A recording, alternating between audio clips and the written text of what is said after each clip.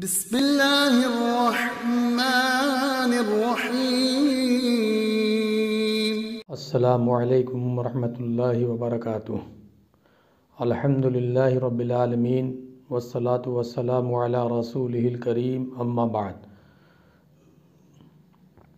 عن عمرو بن میمون رضی اللہ تعالی عنہ قال قال رسول اللہ صلی اللہ علیہ وسلم لرجل وهو يعيده اغتنم خمسا قبل خمس شبابك قبل حرمك وصحتك قبل سقمك وغناك قبل فقرك وفراغك قبل شغلك وحياتك قبل موتك او كما قال علیہ الصلاۃ والسلام، رواہ مشکات۔ حضرت عمر ابن میمون رضی اللہ تعالی عنہ سے روایت ہے، انہوں نے کہا کہ رسول اللہ صلی اللہ علیہ وسلم نے ایک آدمی کو نصیحت کرتے ہوئے ارشاد فرمایا، 5 حالتوں سے پہلے تو ان 5 نعمتوں کو غنیمت جان اور ان سے فائدہ اٹھا۔ نمبر 1، بڑھاپے سے پہلے اپنی جوانی کو، بیماری سے پہلے اپنی صحت کو، تنگ دستی سے پہلے خوشحالی کو، مشغول ہونے سے پہلے فرصت کو، اور موت سے پہلے زندگی کو۔ معزز سامعین کرام اور ناظرین اعظام، آپ حضرات کے سامنے میں نے مشکات شریف کی ایک حدیث پیش کی ہے، اس کا ترجمہ پیش کیا ہے۔ اس حدیث میں اللہ کے رسول صلی اللہ علیہ وسلم نے 5 حالتوں کو غنیمت جاننے کی بات بیان فرمائی ہے۔ دنیا کی زندگی اور نعمتیں اللہ کی طرف سے آزمائش اور امتحان کی غرض سے عنایت فرمائی گئی ہیں۔ اگر انسان اس حقیقت کو پیش نظر رکھ کر اپنی قوتوں اور صلاحیتوں کو اپنے آقا اور مالک کی مرضی کے مطابق عمل میں لائے اور ہر معاملہ میں اپنے مالک کی رضا کو، اس کی خوشنودی کو مقدم رکھے تو اس کارگاہ امتحان میں سرخرو ہو سکتا ہے۔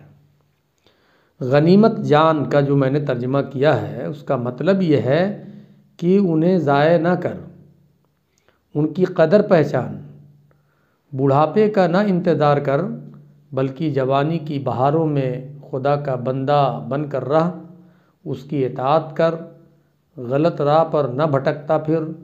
تندرستی 1000 نعمت ہے، اور آخرت کا زاد راہ جمع کرنے کے لیے ایڑی چوٹی کا زور لگا دے۔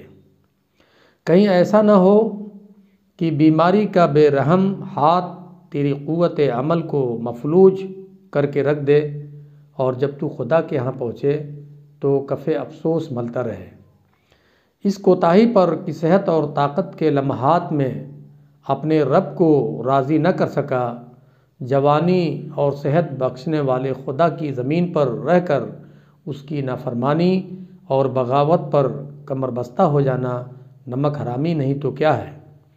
اگر اللہ تعالیٰ اپنی مہربانی سے تجھے نوازے تو اس کو یاد کر، غفلت کا پردہ چاک کر دے، تاکہ تیرا دل خدا کے نور سے روشن ہو جائے۔ ہو سکتا ہے کہ زندگی کی بے پناہ مصروفیت تیرا دامن پکڑ لے۔ ہاں دیکھ، اگر تو غنی، مالدار اور دولت مند ہے تو اللہ تعالیٰ کی اس بخشی ہوئی نعمت پر اقامت دین کے لیے مال خرچ کرنا تیری خوش بختی ہے، اور تو اس کا شکر ادا کر۔ غریب رشتہ داروں، نادار پڑوسیوں اور تنگ دستوں کی مدد کر۔ تیری خوش بختی ہے۔ زندگی بذات خود امتحان کا ایک پرچہ ہے، نہایت ہوشیاری اور احتیاط سے اسے حل کرنے کی کوشش کر۔ اس کے ہر سوال کا جواب تجھے قرآنی تعلیمات اور نبوی تشریحات کی روشنی میں لکھنا ہوگا۔ غلط کاری اور کھیل کود میں زندگی برباد نہ کر۔ جب موت کی گھنٹی بجے گی تو اس امتحان کے کمرے یعنی دنیا سے نکلنا ہی پڑے گا، تو خواہ تو نے کسی سوال کا جواب لکھا ہو یا نہ لکھا ہو۔ اس حدیث میں جو نبی کریم صلی اللہ علیہ وسلم نے 5 نعمتوں کا ذکر کیا ہے، ہم مسلمانوں کو ان 5 نعمتوں کی قدر کرنی چاہیے۔ میں نے ترتیب وار ترجمے میں بتایا کہ جوانی ہے، صحت ہے، خوشحالی ہے، فرصت اور موقع ہے، اور یہ حیات اور زندگی ہے۔ یہ 5 چیزیں اللہ کی نعمتیں ہیں، اور ان نعمتوں کو ہمیں صحیح راہ پر لگانا چاہیے۔ حدیث میں اس کی بھی وضاحت میں نے فرمائی کہ جوانی کو بڑھاپے سے پہلے اس کی قدر کرنی چاہیے، اس جوانی سے فائدہ اٹھانا چاہیے۔ اسی طرح صحت اور تندرستی کو بیماری سے پہلے اس کی قدر کرنی چاہیے۔ آدمی بیمار ہو جاتا ہے تو مفلوج ہو کے رہ جاتا ہے، کسی کام کا نہیں رہ جاتا، نہ اللہ کی اطاعت و عبادت قاعدے سے کر پاتا ہے۔ اسی طرح خوشحالی اللہ تعالیٰ نے عطا کی ہے تو بدحالی سے پہلے اس کی قدر کرو، فقیری سے پہلے اس کی قدر کرو۔